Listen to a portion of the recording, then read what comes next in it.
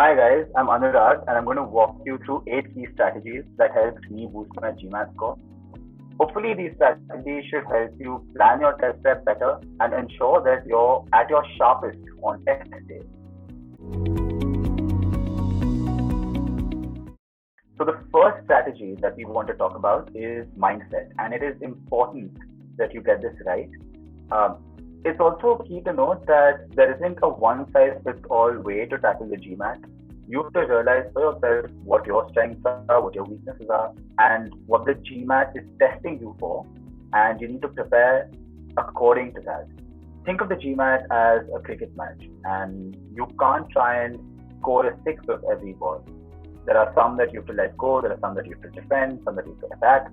Um, and you have to also realize that you have your own style of play. So a Dravid can't play like a Sehwag, and a Sehwag shouldn't try playing like a Dravid. So figure out what works for you, realize and read up about what the test is testing you on, and prepare accordingly. So strategy number 2, do not quit your job. And while it may seem tempting to do that and to devote all of your time to the GMAT, honestly, I don't think this is a test that requires you to study for more than 3 hours a day and for not more than 6 to 7 weeks.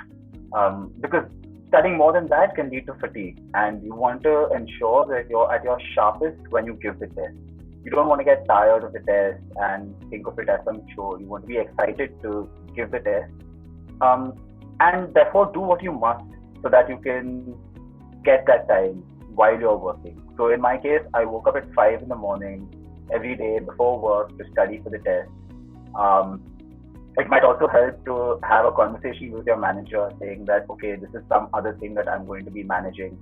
And it doesn't really hurt because it's very likely that you might need to, talk to your manager to refer you to business school anyway.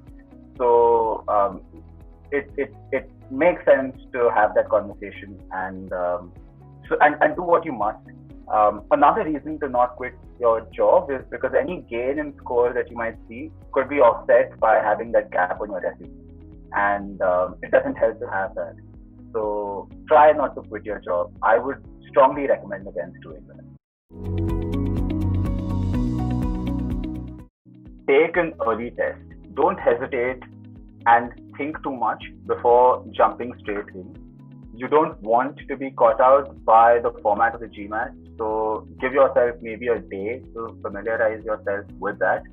But don't try and cover all of the syllabus because the GMAT syllabus is quite literally indefinite and it'd be impossible to cover everything. So give a test, set a baseline, and that allows you to work and build on what you need to work on. So that would be the third thing that you want to look at. Strategy 4 flows from strategy 3. So you want to give about 2 tests a week, a test every 3 to 4 days, and you want to let these tests drive the areas that you want to focus on. So once you've given the baseline, you know roughly what you want to work on. Work towards next test. The way I worked was I gave a test midweek, and then I spent around 2 to 3 days, a day analyzing that specific test, and another 2 days working on areas that I felt I wanted to work on. And then I gave one complete simulated test over the weekend, and what that let me do is it helped me get into the frame of giving the actual GMAT. And then you build yourself test by test.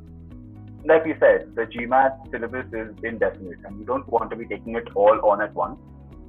Giving a test and then studying allows you to focus on the areas that you want to focus on.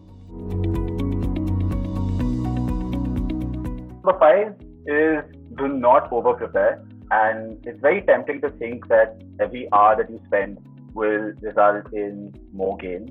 And that isn't entirely true. It's like sharpening a pencil, right? You sharpen it too much, the nib breaks, and you don't want to land in that situation. So don't tire yourself out studying for the GMAT. And like you said, right, there are so many tests that you can buy, that it's again tempting to buy all of them and give all of them.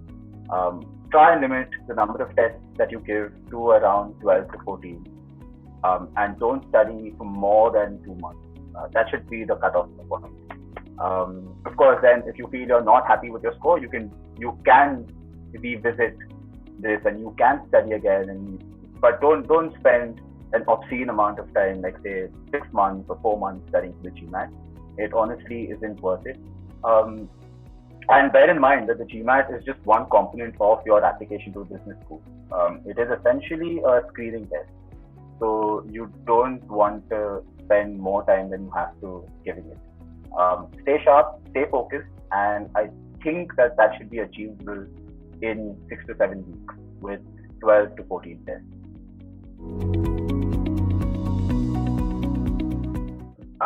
Point number 6 is which area to focus on, verbal or quant. And the data generally shows that gains in verbal yield a higher score. And that's because if you look at the correlation between raw scores and the percentiles, gains in verbal are made by fewer people. And therefore, if you want to target an absolute gain in score, you might want to work on your verbal. And I think there's this temptation, if you have a quantitative background, to try and get this perfect quant score. Like if you're an engineer or if you've studied maths to a high level, then you feel that you owe it to yourself to get that perfect quant score and to maximize that bit. Try not to do that. Even if you get a score that is competitive, and look at where you rank on the percentile scores. Beyond a certain range for quant, you don't want to look at improvement. You just want to look at maintaining that score. You'd be much better off focusing your time and energy on verbal.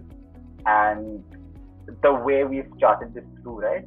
The last few strategies should help you isolate and identify the areas that you want to focus on, and especially in verbal that you want to focus on. Use that and think through that and try and maximize it so that you get the most, you get the highest score that you can get, as opposed to proving a point to yourself. Sticking with the verbal theme, it helped me incredibly to keep working on verbal in the background.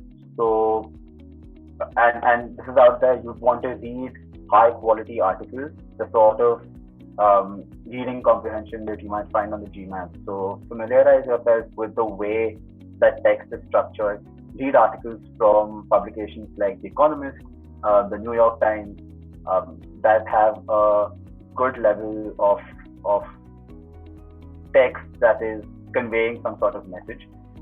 So keep working in the background, but at the same time, also realize that the GMAT tests your ability to identify patterns. And with questions like sentence correction, it is very easy to start spotting these patterns once you get into that sort of mindset. And the GMAT tries to repeat these commonly made errors. So the way I went about getting better at identifying these patterns would be, I would keep an eye out on how sentences were structured in these high quality publications like The Economist. But I would also go through, say, WhatsApp messages to see what were the sort of mistakes, what were the sort of structural errors that I was making or that my friends were making in messages that we send each other. And that really helps you, work on some of these things in the background. Because like you said, we don't want to stretch our study time more than necessary, but that also means that you want to fit in as much concentrated effort in the time that you've given yourself, and studying in the background and going through even mundane things like WhatsApp text messages helps you prepare better for the test.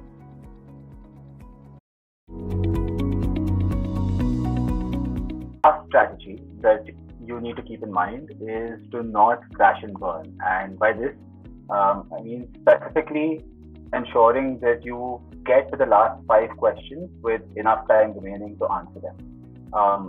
So what used to happen with me was, and maybe this happens because of the way the GMAT is structured, where if you answer a question correctly, the next question is going to be tougher.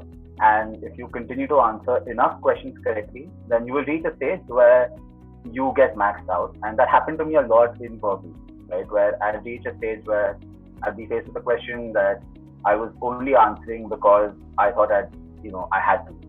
And that meant that I arrived at the last 5 questions with not enough time left. And this really affected my GMAT score.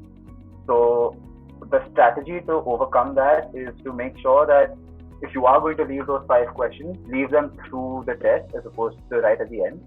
So I make slots of 10 minutes in which I'd answer, say, 5 questions. And that's roughly the amount of time that you have for a verbal question, of about 2 minutes per question. So say you make a slot, answer the first 5 questions in the first 10 minutes. And if you can't answer any of those 5 questions, right, like if you're on question number 3 or question number 4 and it's a 10-minute point, skip to question number 6. So what that does is it gives you the amount of time that you need to answer the end so you don't crash and fall. And that's a time management trick. I had to use it in verbal, but you could also use it in Quant that could ensure that you don't affect or that your score doesn't really drop towards the end while you've had a decent exam through most of it. So that's the last strategy that we wanted to cover. Alright, that brings us to the end of the video. Thank you so much for watching. These are the 8 strategies that helped me boost my GMAT score. If you have any doubts or any other things that work for you, we would love to hear about them in the comment section below. Please hit like if you found the video useful and share it. Subscribe to Placement Grade for more such videos.